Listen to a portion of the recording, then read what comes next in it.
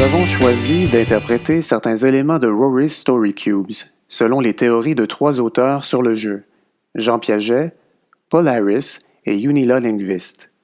Attention, il faut garder à l'esprit que les concepts qu'ils présentent sont plutôt axés sur le jeu de fiction et sur les enfants d'âge préscolaire, tandis que Rory's Story Cubes est un jeu de règles qui s'adresse à des enfants de 6 ans et plus, donc d'âge scolaire. Nous avons toutefois trouvé intéressant de mettre en évidence certains liens qui peuvent être faits entre ce jeu et les théories. Rory's Story Cubes a pour but de faire construire des histoires aux participants à partir des images apparaissant sur les dés. C'est un jeu de narration improvisé. Il était une fois un détective nommé Sherlock Holmes. Sherlock Holmes désespérait de la justice de son pays et décida donc de changer de métier. Sherlock Holmes choisit pour nouveau métier d'être un astronaute. Alors Sherlock s'enferme dans son bureau pour travailler sur son nouveau projet. Après des jours et des mois de réflexion, il eut une super idée. Il construisit une fusée et partit sur la Lune, loin de toutes les injustices de la Terre. Freud et Piaget défendaient l'idée que le monde de l'imaginaire, notamment dans le jeu symbolique, serait une source de confusion pour l'enfant. Celui-ci serait aussi dans une démarche égocentrique dans le jeu. En effet, la théorie de Harris développe plusieurs faits qui s'y opposent et qui montrent qu'au contraire, le jeu est un outil développemental très important. Tout d'abord, les enfants sont capables, dès 3 ans, de faire la différence entre l'imaginaire et le réel, cela sans confusion, tout en vivant leur histoire avec émotion et en se mettant dans la peau des personnages.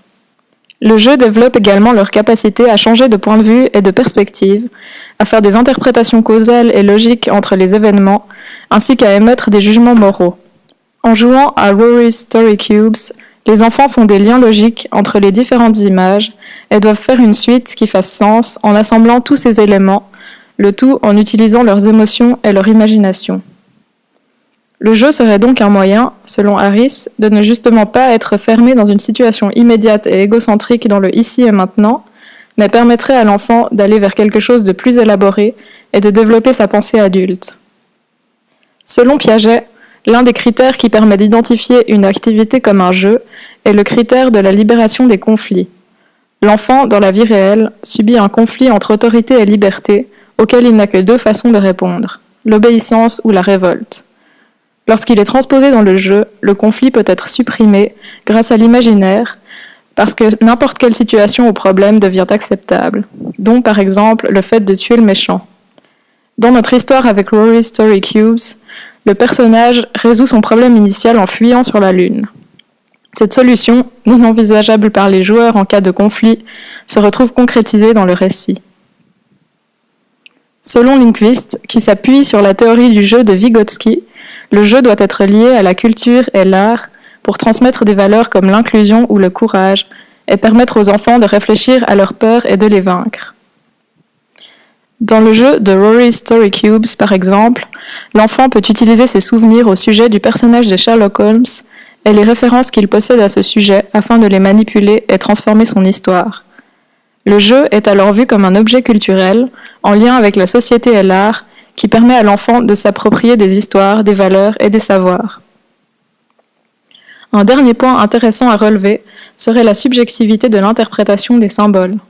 Lindqvist explique que les enfants n'ont pas la même manière d'interpréter des œuvres et donc de jouer avec les émotions et les notions qu'elles transmettent. Cela s'applique aussi au jeu de Rory's Story Cubes. Les joueurs n'ont pas la même manière d'interpréter les symboles sur les dés, et de plus, l'interprétation de chaque nouveau dé est contrainte par l'interprétation des symboles précédents. Cela crée un espace commun qui est à la fois construit par les interprétations subjectives et à la fois a une influence sur les interprétations de chaque joueur. Ces auteurs nous apportent différentes perspectives autour du jeu, et nous avons pu en tirer certains éléments théoriques intéressants pour aborder le Rory's Story Cubes.